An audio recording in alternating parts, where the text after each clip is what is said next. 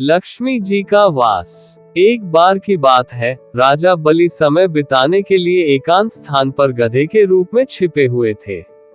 देवराज इंद्र उनसे मिलने के लिए उन्हें ढूंढ रहे थे।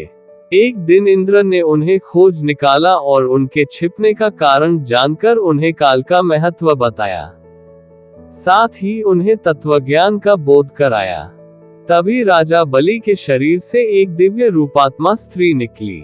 उसे देखकर इंद्र ने पूछा, दैत्यराज, ये स्त्री कौन है?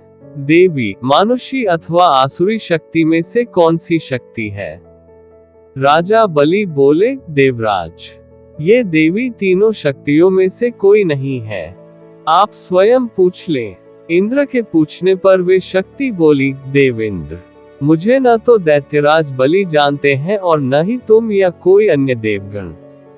पृथ्वी लोक पर लोग मुझे अनेक नामों से पुकारते हैं, जैसे श्री, लक्ष्मी आदि।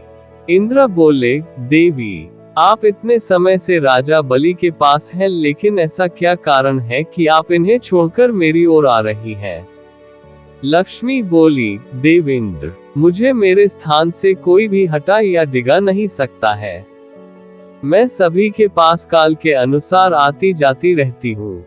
जैसा काल का प्रभाव होता है, मैं उतने ही समय तक उसके पास रहती हूँ। अर्थात मैं समयानुसार एक को छोड़कर दूसरे के पास निवास करती हूँ। इंद्र बोले, देवी, आप असुरों के यहाँ निवास क्यों नहीं करती? लक्ष्मी बोली, देवेंद्र, मेरा निवास वहीं होता है जहाँ सत्य हो, धर्म के अनुसार कार्य होते हो, व्रत और दान देने के कार्य होते हो। लेकिन असुर भ्रष्ट हो रहे हैं। ये पहले इंद्रियों को वश में कर सकते थे, सत्यवादी थे, ब्राह्मणों की रक्षा करते थे, पर अब इनके ये गुण नष्ट होते जा रहे हैं। ये तप उपवास नहीं करते, यज्ञ, हवन, दान आदि से इनका कोई संबंध शेष नहीं है।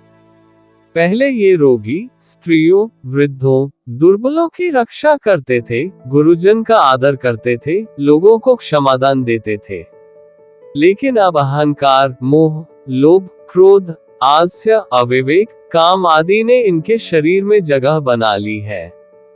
ये लोग पशु तो पाल लेते हैं, लेकिन उन्हें चारा नहीं खिलाते, उनका पूरा दूध निकाल लेते हैं और पशुओं के बच्चे भूख से चित्कारते हुए मर जाते हैं।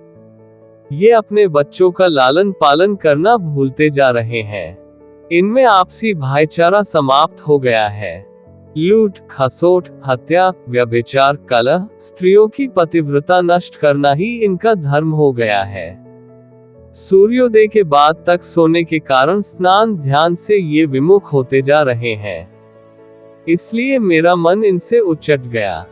देवताओं का मन अब धर्म में आसक्त हो रहा है। इसलिए अब मैं इन्हें छोड़कर देवताओं के पास निवास करूंगी। मेरे साथ श्रद्धा, आशा, क्षमा, जया, शांति, संतति, धृति और विजति ये आठों देवियां भी निवास करेगी। देवेंद्र, अब आपको ज्ञात हो गया होगा कि मैंने इन्हें क्यों छोड़ा है। साथ ही आपको इनके अवगुणों का भी ज्ञान हो गया होगा। तब इंद्र ने लक्ष्मी को प्रणाम किया और उन्हें आदर सहित स्वर्ग ले गए।